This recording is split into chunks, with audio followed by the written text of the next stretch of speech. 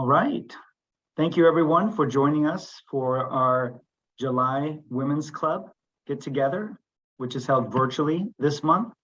And today we have a special presentation from Caroline Cummins, and it's on getting noticed on social media, inspire people to engage with stellar content. So I'd like to talk a little bit about our organization, the Greater Austin Asian Chamber of Commerce, excuse me. So the Greater Austin Asian Chamber of Commerce is the leading partner for driving local economic growth for businesses with ties to Asia and Asian Americans.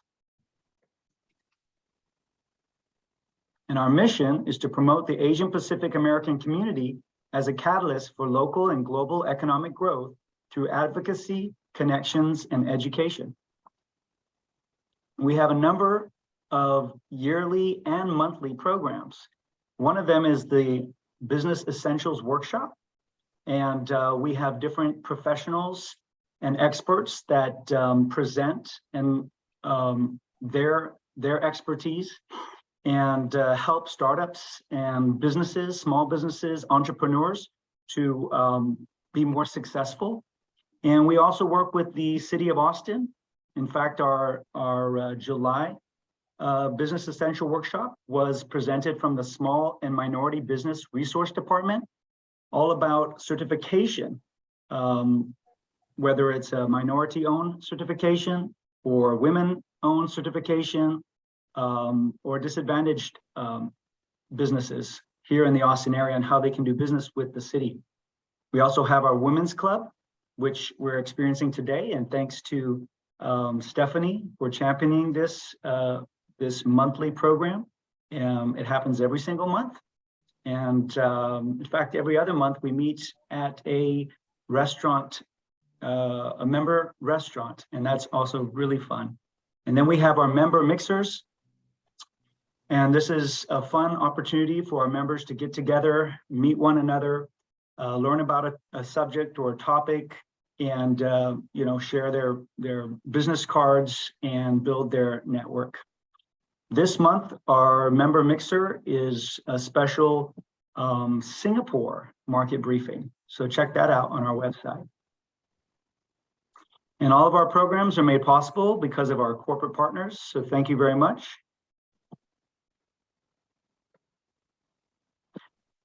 We're also on social media, so check our platform out and our channels. We post all of our events, photos, videos, and cross-promote along with our partners in the city. And if you're not a member yet, you can scan this QR code and join us. Learn more about the Asian Chamber of Austin. Thank you very much. And with that, I will pass it on to Stephanie, the champion of the Women's Club. Thanks, Mark. Great presentation. I loved how the triangles were swirling around. Some animation. Everybody, it's good to see everyone again. I love how we are starting to get to know each other pretty well. July, it's really a busy month, so thank you for making the time to be here. I just wanted to give a quick plug for the restaurant that we are featuring this month, Coco's Cafe. They have two locations. One's on Guadalupe and then one's on Research Boulevard. So I know they just opened at 11 and we're here now at 11:30, but maybe for dinner or an afternoon snack, you can check out their website, order some food. They have some really cool boba drinks and things like that. So I'm gonna check them out for dinner later tonight, and I hope they are yummy. But I put the website in the chat, so if you'd like to take a look and see what kind of food and snacks they have, please do so. We always want to support our member restaurants. You know, they were hit really hard during COVID, and they work really, really hard. So yeah, please go check them out. I'm going to introduce our speaker today, Caroline Cummins. Caroline is a big name out in my neck of the woods in Georgetown. She's very active with the Georgetown Chamber of Commerce. She has over 25 years of sales and marketing experience, small scale as an entrepreneur and large scale managing large corporate sales division. She's been cultivating business social media content for over 10 years for businesses on all scales and in a variety of industries from fitness, restaurants, pools, and real estate. Her passion is teaching people how to find the joy in life, and she's helped entrepreneurs and companies with the classic marketing and organization practices, as well as bringing companies up to speed on better digital marketing practices. Now, as Santosha Solutions, Ms. Cummins helps solopreneurs and small business owners define their goals and teaches them to manifest their own destiny in business and in life. She is an amazing person, and I hope that we will all give our best attention to Carolyn Cummins. Thank you so much for being here today and sharing your knowledge with us. All right, well, thank you, Stephanie. I appreciate it. And thanks so much, everyone, for being here. I'm going to go over today social media, how to bring your brand a cohesive look in social media, and then what to do about that, when to post, how to keep all of that marketing in its own little bucket so that you have time to do everything else that you're supposed to do. Because unless you're a marketer like me, you probably didn't go into business to be doing marketing and social media. So let's make it a lot easier for you. If you have any questions, just save those for the end and I'll open it up. And with that, we will go ahead and get started. So getting noticed on social media. Social media is in some respects easy to do and in other respects hard to do. It might be easy to write a post and schedule that or post that to go out. It's much more challenging to make that be relevant, interesting, and engageable. So we're going to talk about how to do all of those things. Your key takeaways today are going to be learning the basics of Canva, which is a program that I made this presentation in, and we'll go over some of those aspects on how you can make interesting and seller looking graphics within that program so that you can use those for your social media. And then creating a brand kit and using templates within Canva to help you so that you're not having to recreate things every single time, right? It's much easier, particularly if you aren't the one that's doing it. You're maybe sharing that job with somebody, or maybe you're passing it off to another employee. Then you want to make sure that they have all the tools to make that look always the same brand, so it's not confusing to your customer. And then how to structure a post. It's very important. If you go and you look at any news feed of posts, you can go to Facebook, Instagram, Twitter, LinkedIn, any of those places, and you look at all of the different posts that other people have posted, and you look to see which ones you want to reply to. It is most often something that instills some level of interest in you. Emotionally, you are attracted in some way to that post, and I'll talk about why that is. So the first thing you need to decide when deciding on social media marketing is, what is your goal? And the goals can be different. So you could say, my goal is to just stay relevant. That's a common goal right now. You have so much business coming in, your phones are ringing off the hook, you're getting orders online. You don't need any more business, but you do need to stay relevant. So that could be your goal. Your goal could be you don't have enough business coming in and you actually need to gain sales, whether that's a service and you're getting people to buy it, or you have a product and you want people to buy it, you sell things online and you're going to ship them out. Any of those things are possible. So getting more sales could be the relevant thing. You could have another goal, and there are lots of them, but a third option might be that you just want to provide helpful information to people. This is more a passive way of selling, in that you're offering free information all the time in the hopes that at some point when somebody does need someone, that they call you. This is actually my goal. I don't particularly sell hard on any of my social media. I'm just giving social media help to people at any time when someone asks. And at some point, those good things that I do come back to me. All right. So decide your goal. And then you need to know your audience. You may have heard this before. It's somewhat of a hot topic right now for marketers to talk about your avatar.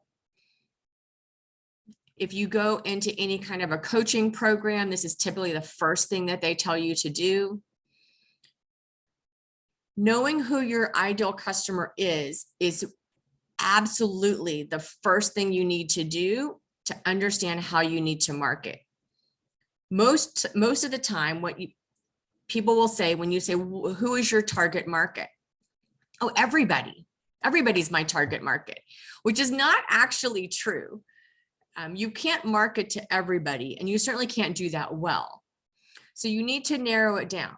Is your target market a mom with 2 kids, with a minivan, that has a dog, that eats, organic food?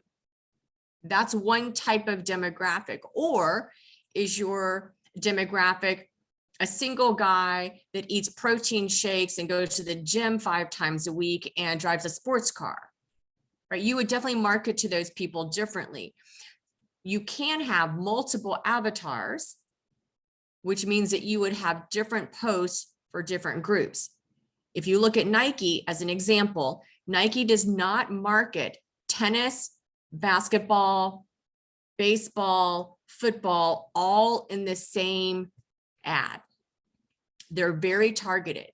They only focus on one sport, one demographic of sport. Most often you don't see the male and the female of that brand. They're not marketing both of those most of the time. It's usually just one. They're very, very targeted. And they have ads all over the place because of that, because they need to market to the different groups. So know who your customer is and create a hypothetical person, an imaginary person. You can give them a name. You can call them Mary or Bob or whatever you want. And you start to think about that person, and you decide, how would that person react to this? And do you think this person would like this ad? And would they come in and buy based on this content?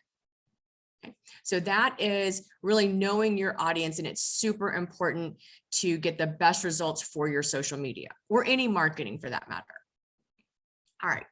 The other most common question I get is, what platforms should I be on? Because there's so many, right? It's a bit overwhelming when you think about all the things you have to already do in your job, and now you have to do social media.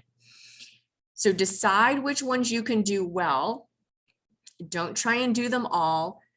Just pick 1, 2, or 3, whatever you feel like you can manage to do on a consistent basis with good content. Pick those. So here's an example of different social media and why you would want to be on each one. I'm a firm believer that everyone should be on Facebook.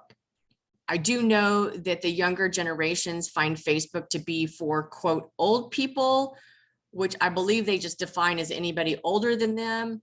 But I know of a wide range of people that are on Facebook. So I really recommend, no matter what it is that you're selling, you most likely should be on Facebook. If you have a product, you definitely need to be on Instagram. It's such a visual platform. It doesn't mean that if you have a service, you can avoid Instagram. It just means that this is where I feel like you need to be absolutely if you have a product that you're selling. Twitter, if you are a news source, if you provide information to people, if you're into politics, if that's your business, then Twitter would be where you want it to be, because that's where most of that information is. Again, just to be clear, that's not the only place. It's just that's what they're most known for. YouTube, videos, LinkedIn, business to business, right? You're in corporate America, they're in corporate America, you're going to work on doing business together. Or you're a coach and you find somebody that needs coaching, you're going to do business with them. That's business to consumer. But it's not really so much I have a trinket product and I'm going to sell it on LinkedIn, right? You would definitely do that more on Instagram. Yelp, if you have a brick and mortar business, whether you like Yelp or don't like Yelp, the fact of the matter is Yelp is very well used by consumers. So if you have a brick and mortar business, you need to at least make sure that you are paying attention to the profile that has been created for you. The same with Google My Business. Google My Business changed to Google Business Profile recently. Same thing. And again, if you have a brick and mortar business, then I recommend that you make sure that you claim your profile and that you manage your profile. Pinterest, if you have products, great place for you to be. TikTok, again, for video. Snapchat is for the younger demographic. And then Twitch, if you're into gaming or streaming content, then Twitch would be a good place for you. And there are plenty of others. These are just some of the main social media platforms. Here are some statistics on each one of the platforms. YouTube is owned by Google, so it does dominate. And Facebook, even though there has been a dip in users, Facebook is still one of the leading social media platforms. I am going to give you the ability to ask for these slides at the end, so don't feel like you have to write any of this down.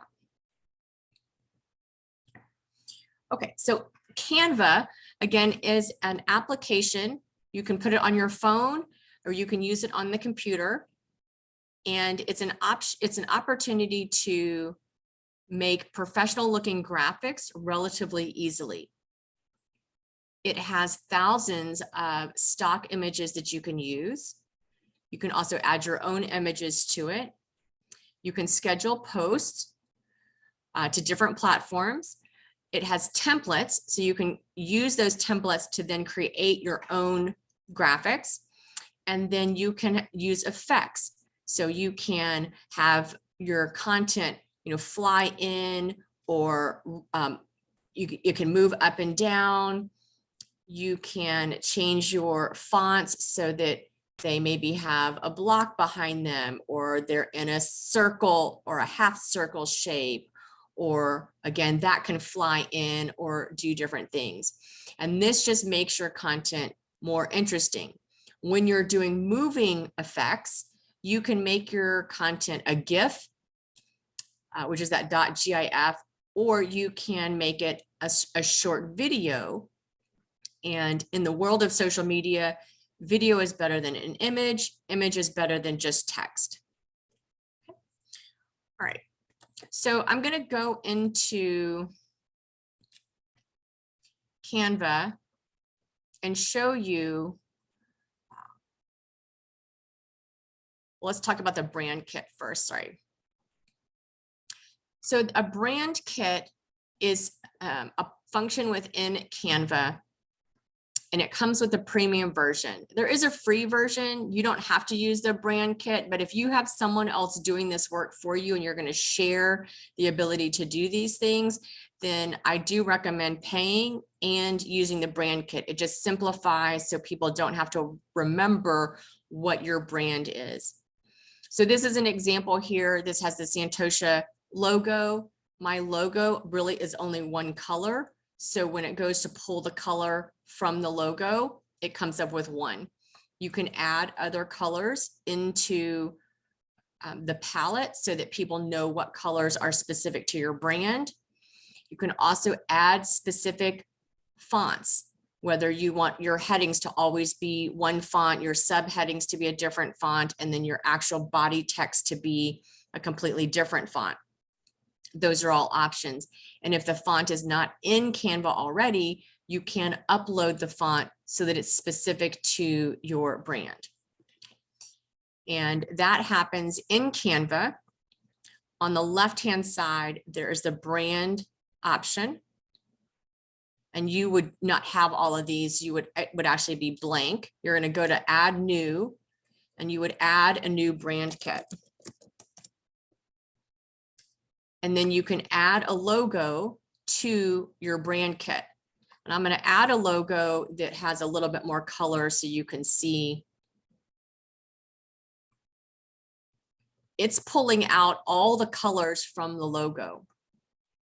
This is very helpful, particularly if you've gotten your logo made by someone that isn't around anymore and you don't know what the original colors are, then Canva will pull those out for you, and then you can decide if you want to keep it or remove some of those. You can edit them. You could create your own color palette, any of those options. And then again, you can go in and change the fonts and pick any one that you want so that you have that distinction, but it's very specific to the brand. Before the internet, companies would, marketing departments would be provided a document or a file on the computer that had all of the necessary brand guidelines on the specifics of the kind of font that was allowed to be used, the size that needed to be used for headings, subheadings, and body text, how you could use the logo and what size ratios and what was allowed and not allowed. And this is very similar in that it's just all electronic and it's online. And the great thing is that it can be shared with other people so that people on your team can also use this, and then everything stays consistent. So that is the brand kit. And then we're going to talk about templates.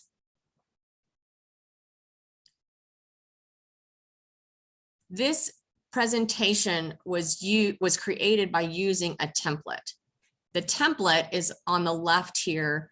You can see it's a lime green with a black background. All I did was apply this template and then changed each one of these colors so that it was more my brand. And then I went through each slide and obviously updated it for my content. But it gives you a great opportunity to start from a base that cohesively goes together, because the template is designed to go sequential in a presentation format. But each slide individually can be used also. So here's how I like to use templates. You can go to presentations.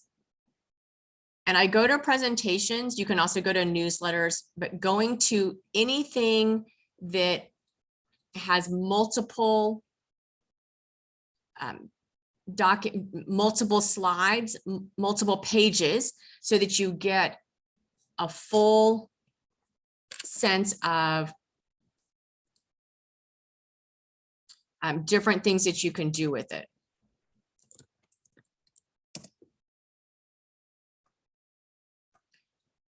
So they have hundreds and hundreds of presentation templates.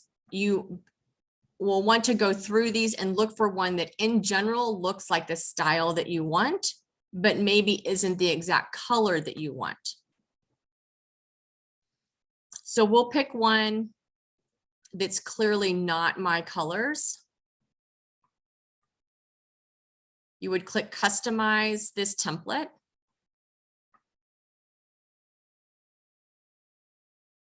And then we're going to apply all 10 pages. And all 10 pages are at the bottom here. So everything that was in that template is now something that I can edit. So if we wanted to edit this to be more my colors, then we would go to the color option. And maybe go through each one. It's going to change that dark green to this darker purple color. Down at the bottom, it asked if I wanted to change them all. So watch the bottom section. It's going to change all of that dark brown in all of the slides, wherever it is. And then we're just going to go through and we're going to change all of the colors one at a time, but you only have to do this one time, because it's going to systematically do that for each color.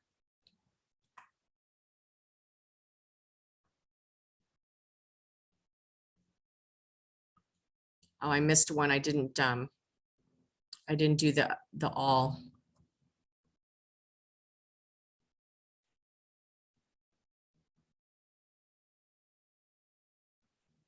Oops. There we go. But as I go through each one of those, and they all of a sudden start to look more on brand than they did before. And if I went through each one of these, then this would then become a purple presentation rather than a green and brown presentation. Now, if you don't need a complete presentation, right, this may not seem very efficient. However, if I say, okay, I want to then use one of these designs, one of these pages for a social media post, and I want all of my social media posts for a period of time to look the same. I have 10 pages that have the same graphic look that I can use for social media posts or for a newsletter or for anything that you want to use for marketing. They're currently in a presentation format. You can easily change that by going to resize. And this again is in the paid version of Canva, but it's a very good feature. And I do recommend that you get the paid version in order to use this. If you say you want to make a flyer being 8.5 by 11, then we're going to pick the flyer size, but we also want to make social media posts. And because Instagram is going to a longer format, we're going to pick the portrait size. Oh, but by the way, we also want a story size. So we're going to pick story, and it's going to copy and resize to those 3 different sizes very quickly. Now we just have to move some things around because obviously they've resized the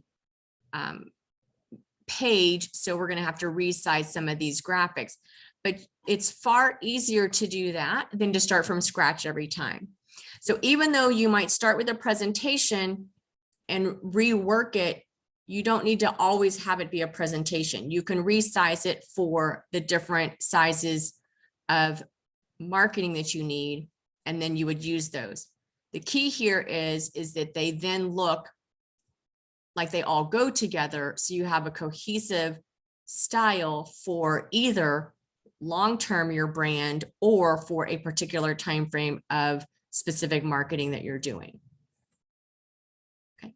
And so in this example for this particular presentation, you can see here, if you look at these tiny thumbnails as we go through the presentation, it has slightly changed, but the concept of the presentation is basically the same.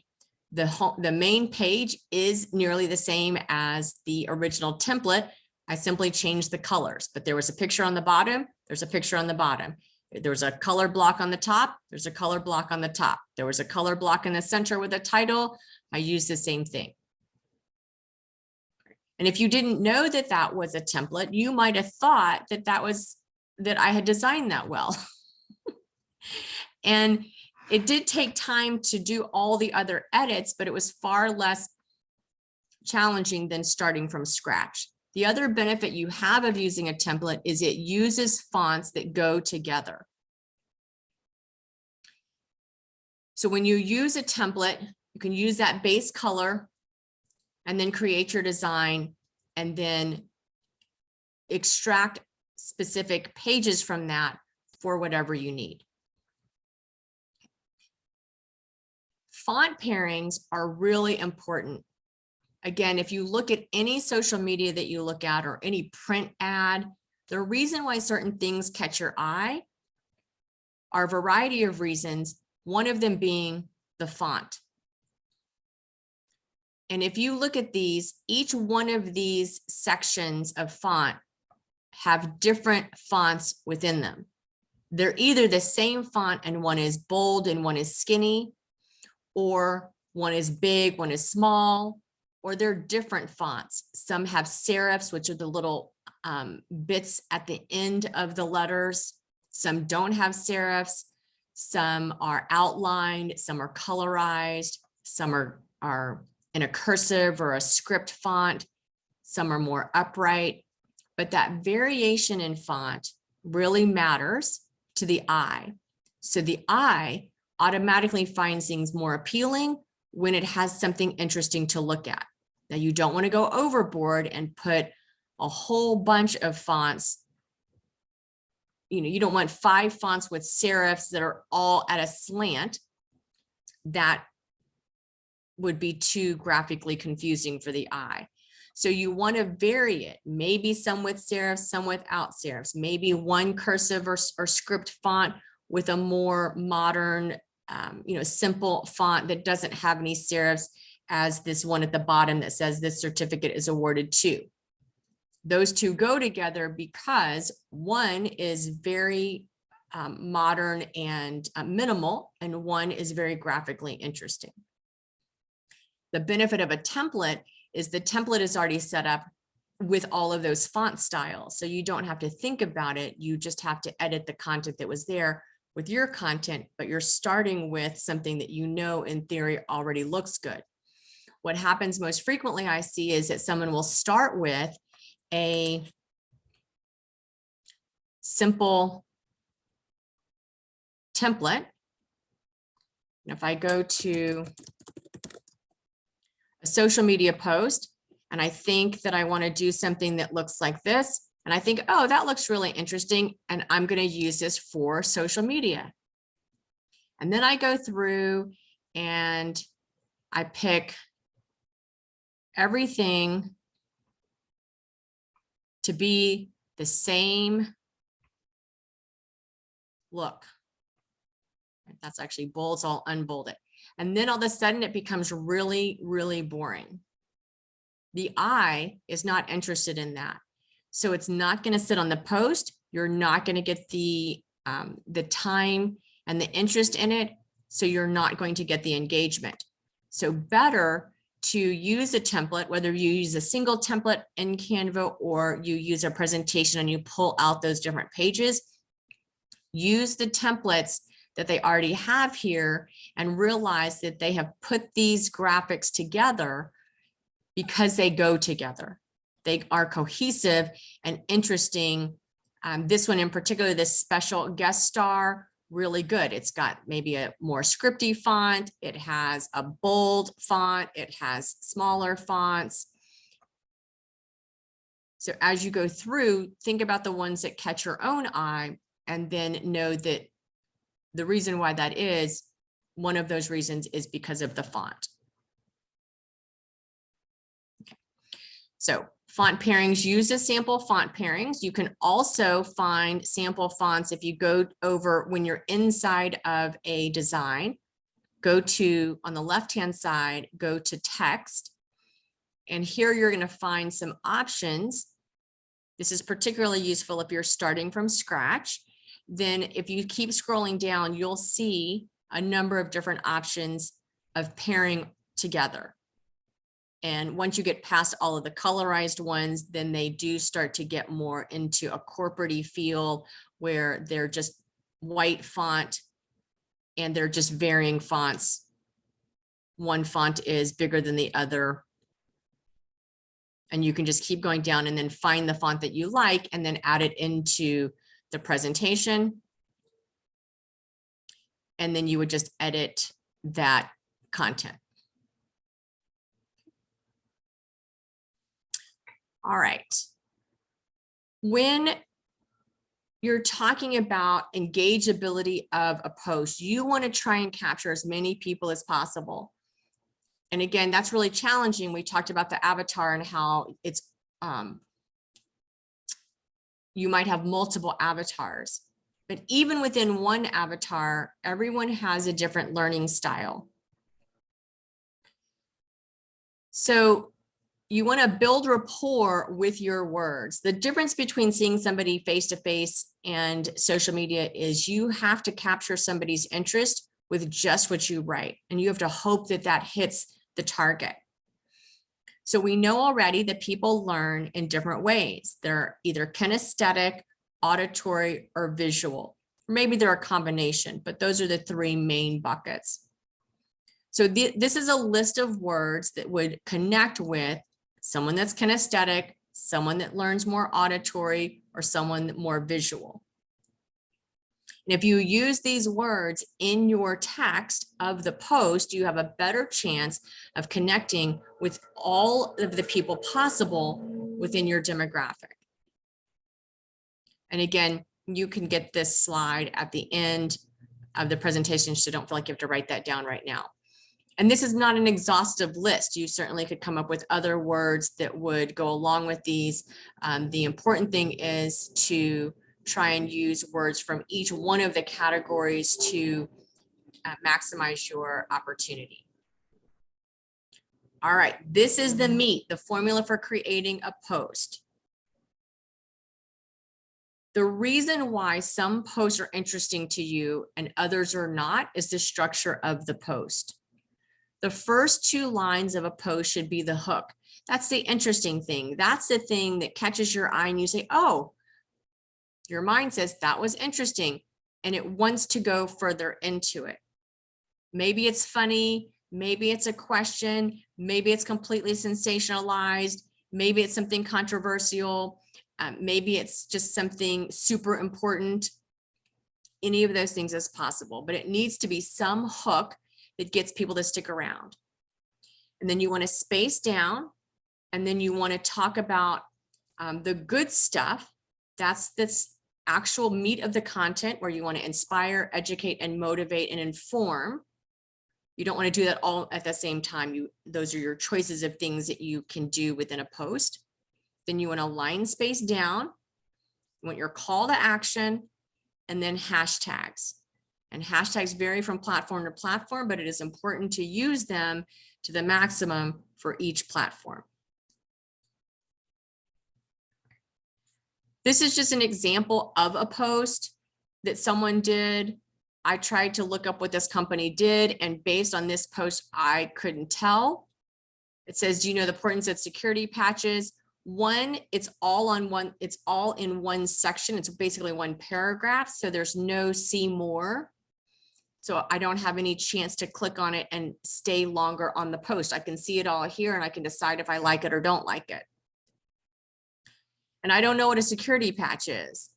So to me, this is a post that I would just scroll past. So I redid the post and I made a more interesting graphic, and then I put up at the top as an example, getting hacked, which if you, everybody is getting hacked these days in one way or another. So that's a hook. And then the explanation to that, or the solution, is you need a security patch. All of a sudden I realize what a security patch is for. I might be more interested now. You can't use bullet points in a post, so use emojis. This one, because it's a cyber attack, this happens to be a virus emoji. It just is an interesting thing for people to look at, and they think they like that. Okay. Plus, bullet points are easier for people to read and to absorb the information. All right, calls to action, very important. You can use any call to action, a hard call to action or a soft call to action, but you need to use some call to action, because in the absence of being told what to do, the customer will do nothing. If you don't tell them to like your post, they won't. If you don't tell them to call, they won't. You have to tell them what to do. They either need to call you, they need to click to your website, they need to like and follow you, subscribe, any of those things. But do let them know what it is that you want them to do. What action is the next action that they should take? And then you want to schedule. It's really important to schedule out your posts. Here are some different ways that you can schedule. I currently use later.com to schedule, and I use Asana, which is an online project management software, to collaborate with other teams on what we post. But any of these options are good. Canva also lets you post. You can use the Creator Studio within Facebook. Scheduling gives you the the freedom in your own schedule to do other things. So you're not posting at the same time that people are seeing it online, because that might not be the time that you need to post. Look at your analytics to tell you when you should post, and that prime time might be a time when you need to be doing something else in your business. So schedule those posts to go out at the right time to maximize your exposure to help you to get the most engagement. This is just an example of what later looks like, where you would be scheduling out your posts, and then you can schedule them out for multiple platforms, and then you can actually move them in later on the different time slots, so they don't all have to go out at the same time. All right. An amazing graphic and stellar post only get you halfway there. The rest is the place that you direct them to. So you have to make sure that your website, or the people in your business, if you have them call, are trained to take in those customers and then get them to the next step. All right, I think that Snapseed is a great tool. You can use it on your phone or on your computer, but it helps you to correct photos. Here are some social media tools that I think are really important. You don't have to use all of these, but this is a good selection of things to help you get started. A phone is a very useful tool. It can do nearly everything you need to for social media. Snapseed, Canva, Filmora is a video editing software. If you use Apple products, iMovie is very good. To store your content, Dropbox and Google Drive are good for shareability. YouTube is great for using it as a storage device for videos, particularly if you're going to use those on your website. And then posting, later.com, a simple paper calendar so you can at least know when you're going to post and what you're going to post, and then the Creator Studio. All right. When you create content, creating content over and over and over again can be a bit exhausting. So try to reuse your content in different ways. If you have a video, here's a list of ways that you could use that. You can add a video to a blog. You could take snapshots of pieces of the video and make it an image. You can take multiple images and go back the other direction. But you want to repurpose your content as much as possible in different ways so that you're not having to continually churn out new content. You do want to use what you have, but in a fresh way so it doesn't look like it's reused content. There are 230 million Americans on social media. It is definitely a place that you want to be. They spend an average of 2 hours and 3 minutes on social media every day. It's an important tool to getting your message out. I think QR codes, Mark used one earlier in the presentation. I highly recommend that you use these.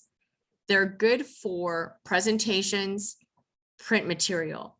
I would not use them on social media themselves, but they're a great way to get your message out. And then insert yourself into Facebook groups, whether that be as an individual and or as your business. You want to connect with people in those groups, and then at some point, a soft sell. The best marketing doesn't feel like marketing. All right, we are at my time limit. So here are 2 QR codes for you. One is to sign up for my newsletter, and the bottom one is for a full slideshow of the presentation. And I believe you all are sticking around for some breakout sessions, and I'm happy to stick around and answer any questions. Thank you, Carolyn. That was really a lot of good information. Does anybody have questions? Please feel free to come off mute and and ask your question, or you can type it into the box, the comment box if you'd like.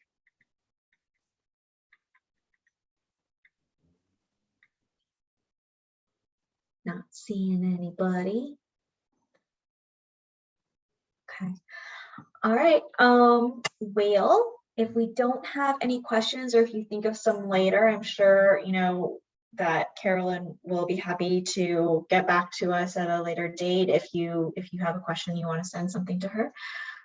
In the meantime, Mark, do you want to set up the breakout rooms? We're going to get ready to have our time of just networking and chatting and hanging out with each other. Oh, Lisa's asking to show the QR code again. Let me give that to you guys real fast.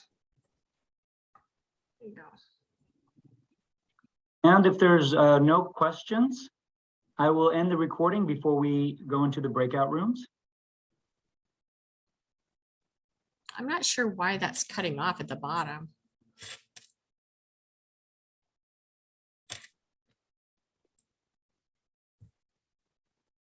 I appreciate all of the practical guidance, Caroline. Oh, good. And, I hope you guys found some good tips. Those specific apps that get the job done with video editing, or, you know, all that practical show and tell, and the Canva was very, very useful. Thank you. Good. And Carolyn, I'm just curious, when you're working with your clients, are you like creating their social media content for them, or are you just kind of like giving them tips like this and then having them do it themselves? That's a great question. I do both. So I coach other people on how to manage their own social media and create posts and schedule posts. And if they don't have the time or the interest, it's usually that they don't have the interest. I do also offer a social media management service where I do the posting for the business. Cool. I might have to ask you to help my husband. He just started his dental practice. Oh, yes, I saw that. Yeah, I don't think he has any interest in doing social media, but he's helping to do it. Well, I can definitely help you with that. Thanks. I will get in contact with you about that. Okay. I was able to get the slides from the QR code, so. Okay. All right, and I'll end the recording.